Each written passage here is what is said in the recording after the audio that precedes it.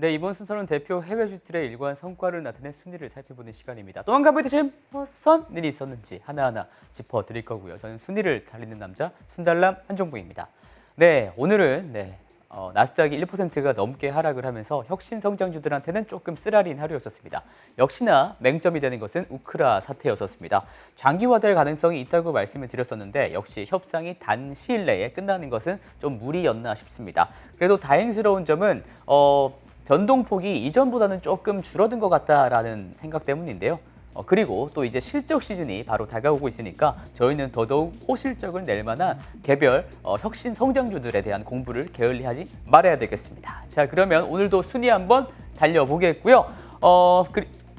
미래에셋증권 전체 고객분들께서 선택한 10종목에 대한 이야기 바로 꺼내보겠습니다. 네, 이렇게 10종목이 나와 있는데 어제 성과를 한번 보시면은 좋은 종목들이 거의 없었습니다. 2위에 있는 종목은 중국 전기차 ETF인데 최근에 중국과 홍콩 증시가 좀 반등을 하면서 역시 실적 상승 여지가 큰 이런 테마에 수급이 쏠린 결과라고 봐야겠죠. 최근에 CATL을 포함해서 중국 업체들의 2차 전지 분야 기술력이 굉장합니다. 유가도 계속 높은 상황이고 그러니까 전기차가 잘 팔릴 것으로 보이기 때문에 상황은 괜찮아 보입니다. 네, 그리고는 SQQQ를 빼고는 거의 다 하락을 했죠. 근데 유독 크게 떨어진 두 ETF가 있습니다. 얼마 전에 말씀을 드렸던 블록체인 ETF인 BKCH이고 그리고 반도체 ETF입니다. 아무래도 이 분야들은 상승 쪽이든 하락 쪽이든 현재 변동성이 굉장히 큰 섹터인 듯 싶습니다. 그리고 사실 그 두 섹터는 서로 맞물려 있는 섹터이기도 해요. 그러면 오늘은 반도체에 대한 이야기, SOX ETF에 대한 이야기를 한번 이어나가 보도록 하겠습니다. 우선 이렇게 차트 한번 보시겠습니다. 주봉 차트고요. 2020년 3월을 저점으로 해서 코로나19 언택트 수혜와 함께 엄청난 호실적들을 반도체 기업들이 달성하면서 지수는 추세적으로 상승을 했었습니다. 작년 한 해에도 많이 올랐었는데요. 그런데 이런 상승들을 다 뒤로 하고 올해 초부터는 대외 환경이 악조건으로 형성되면서 약세를 면치 못하고 있습니다. 대외 악조건이라고 하는 것은 역시 우크라 사태로 인해서 반도체 공급 체인이 더욱더 꼬일 수 있다라는 우려와 그리고 금리 인상의 속도가 빨라질 것 같은 이런 통화 긴축의 우려가 겹쳤기 때문입니다. 금리가 올라가면 혁신 성장주들한테는 그리 좋은 일이 아니니까요. 그런데 달리 말씀을 드리면 최근의 하락은 반도체 산업의 펀더멘털적인 요소가 하락한 것이 아니다라는 말이 됩니다. 오히려 올해 3달에 걸친 이런 조정이 있었기 때문에 주가 측면에서는 오히려 많은 반도체 기업들의 밸류에이션 부담이 감소가 되는 그런 효과도 있었다고 볼 수가 있겠네요. 예를 들어서 엔비디아 같은 거 비싸서 못 샀었잖아요. 근데 주가가 많이 하락을 했으니까 밸류에이션 부담이 하락을 해서 접근해 볼 수 있지 않냐라는 겁니다. 자, 이제 본격적으로 이야기를 한번 풀어가 볼 텐데요. 반도체 업계에서 사실 부담이 됐었던 리스크 얘기부터 하겠습니다. 바로 재고 문제입니다. 물건이 안 팔리면 재고가 늘어나죠. 그리고 재고가 이미 많이 쌓여 있으면 신규로 주문을 하질 않죠. 그래서 재고가 높으면 보통 반도체 시장에서는 좋지 못한 시그널로 해석을 합니다. 그런데 최근에 보시면 과거 평균치보다 현재 재고가 계속 높습니다.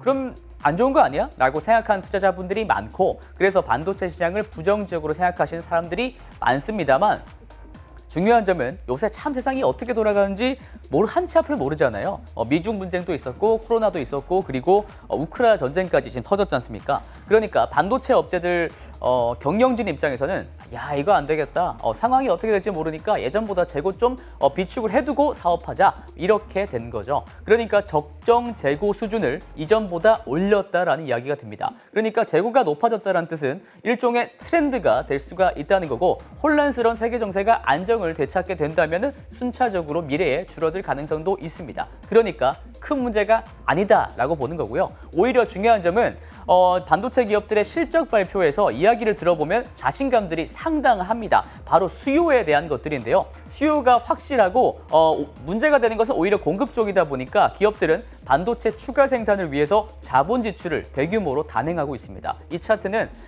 전 세계 반도체 산업 자본 지출 금액인데요. 역대 최고 금액인 1,900억 달러로 한화로 230조 정도가 올해 투입될 거라는 겁니다. 더군다나 전년 대비 성장률도 24%로 엄청 높은 수준을 전년과 동일하게 유지한다는 게 바로 핵심 포인트입니다. 성장은 계속된다라는 얘기죠. 자, 그리고 이 부분이 바로 중요한데요. 보통 반도체 산업을 구분할 때 어디서 반도체를 소비하는가, 그러니까 소비처에 따라서 구분을 지을 수가 있습니다. 3대 축이 있죠. 모바일, PC, 그리고 데이터 센터입니다. 그런데 이 중에서 모바일과 PC는 수요와 공급의 균형을 사전에 면밀히 체크를 하고 전망을 해서 주기적으로 사이클이 어떻게 될지 알아내야 되는 일종의 시클리컬 성장이었다라고 한다면, 반면 데이터 센터 부분은 다릅니다. 앞으로 인공지능과 자율주행, 그리고 AR과 VR, 그리고 사물 인터넷까지 다 지원하기 위해서는 클라우드 컴퓨팅, 그다음에 엣지 컴퓨팅, 이런 데이터 센터를 위한 투자가 계속 폭발적으로 상승해야 되기 때문에 데이터 센터 관련 반도체 시장은 시클리컬 성장이 아니라 구조적인 성장이라는 얘기입니다. 이와 관련한 실제 지표도 있습니다. TSMC의 회장 마크 류가 언론과 어제 인터뷰를 가졌는데요. 모바일과 PC 쪽의 수요는 전반적으로 올해 둔화될 것이다 라는 다소 충격적인 이야기였습니다. 이 이야기 때문에 사실 어저께 반도체 기업들의 성과가 별로 안 좋긴 했어요. 다들 많이 떨어졌지 않습니까? 이 얘기는 바로 최대 시장인 중국에서 스마트폰이랑 컴퓨터랑 TV가 지금 잘 안 팔린다는 얘기입니다. 그럼에도 불구하고 TSMC는 올해의 성장 목표와 자본 지출 금액을 깎지 않을 것이라고 얘기를 했습니다. 믿을 구석이 있다라는 거죠. 파운드리 업체는 절대 무리하게 자본 지출을 하지 않습니다. 무리하게 공장 설치하고 장비 다 들여와서 깔아봤자 판을 크게 깔아놨는데 찾아주는 고객이 없으면 그 비용을 다 떠안아야 됩니다. 그리고 특히 파운드리 같은 이제 거대 장치 산업 같은 경우에는 감가상각비가 굉장히 많이 들어가죠. 그러니까 TSMC가 이렇게 큰 자본 지출을 밀고 나가는 건 고객들의 수요가 확실하다라는 뜻입니다. 그리고 이런 수요는 아무래도 데이터 센터 관련 반도체 주문일 가능성이 높겠죠. 그리고 또 며칠 전에 미국의 메모리 반도체 업체인 마이크론의 실적 발표가 있었습니다. 매출과 영업이익 모두 예상치를 상회한 호실적을, 준수한 실적을 발표를 했었습니다. 하지만 저는 지난 분기의 실적 내용보다는 더 중요하게 생각했던 것이 바로 경영진이 지금 상황을 어떻게 판단을 하고 있는지, 그런 인터뷰 내용이었습니다. 마이크론 CEO는 이미 작년부터 데이터 센터 관련 부문 매출이 모바일 부분을 누르고 최대 매출처가 됐다고 언급을 하면서 데이터 센터 수요 성장세가 앞으로 10년 동안은 좋을 것이다 라고 강력하게 자신했습니다. 또한 마이크론 말레이시아 부사장은 인터뷰가 더 재밌었는데 CEO와 좀 보조를 맡은 듯이 데이터 센터 산업으로부터 정말 기하급수적인 수요가 발생을 하고 있다면서 D램과 낸드가 올해 각각 20%, 30% 이상 성장할 것이다 라고 밝혔습니다. 덧붙여서 이 부사장은 올해는 데이터 센터에 있어서 설계 혁명이 찾아오게 되는데 여기서 중점적인 역할을 하는 게 바로 메모리 반도체다라고 말을 했었는데요. 삼성전자와 SK하이닉스도 좀 반가운 소식이 아닐지 모르겠는데 아무쪼록 코스피에도 이런 훈풍이 좀 찾아오기를 기도를 해보겠습니다. 어쨌든 데이터 센터로부터 수요가 지속된다라는 이야기입니다. 그렇다면 데이터 센터에 사용될 반도체를 직접 주문하는 사람들 입장도 한번 들어봐야 되겠죠. 이 반도체들은 클라우드 사업자라고 불리는 업체들이 반도체를 주문을 합니다. 아마존, 마이크로소프트, 구글, 그리고 IBM 정도가 있습니다. 이들이 이 업계에서 탑4인데요. 왼쪽 그래프를 한번 보시면 이게 탑4들이 데이터 센터를 위한 자본 지출을 얼마나 했는지 그 금액입니다. 파란색 막대 그래프를 보시면 돼요. 여기서 제가 빨간색 박스도 한 개 찾았는데 그게 최근 3년도입니다. 올해와 내년도 자본 지출 금액 성장률 자체가 두 자릿수로 괜찮다는 것을 알 수가 있습니다. 그리고 2023년부터는 그러면 저기서는 성장률 자체가 좀 꺾이는데 우려될 만한 사항 아니냐라고 하는데 저것도 충분히 올라갈 여지가 있고요. 이렇게 된다면 실제로 올라가게 된다면은 반도체 주식들의 되게 훈풍으로 작용을 할 수가 있을 것 같아요.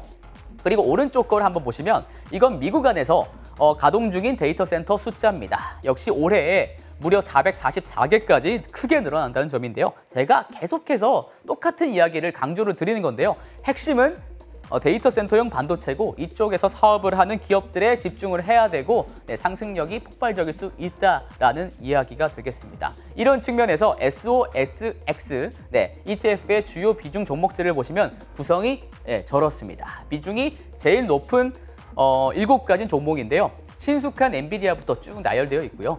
그런데 이 비중 높은 종목들의 특징은요. 바로 데이터 센터 쪽 매출 비중이 높은 회사라는 겁니다. 엔비디아, 브로드컴, AMD, 인텔, 그리고 마벨 테크놀로지까지 그렇습니다. SOXX는 그렇기 때문에 종목 구성은 비교적 제 생각으로는 잘 되어 있는 것 같다라고 생각 들고요. 만약 ETF가 아닌 난 개별 종목으로 투자하고 싶다라고 생각하시는 투자자분들께서도 이렇게 데이터 센터 관련 매출이 높고 또 앞으로 빠르게 늘어날 종목들에 조금 관심을 두시는 게 좀 괜찮지 않을까? 이렇게 제안을 살포시 드려보게 됩니다. 자, 이제 벌써 1분기 마지막 날인데요. 오늘도 아무쪼록 좀 성투를 하시고요. 여러분들의 혁신 성장 투자 도우미인 순달람은 그럼 2분기에 4월에 찾아뵙도록 하겠습니다. 이상 순달람이었습니다. 호잇!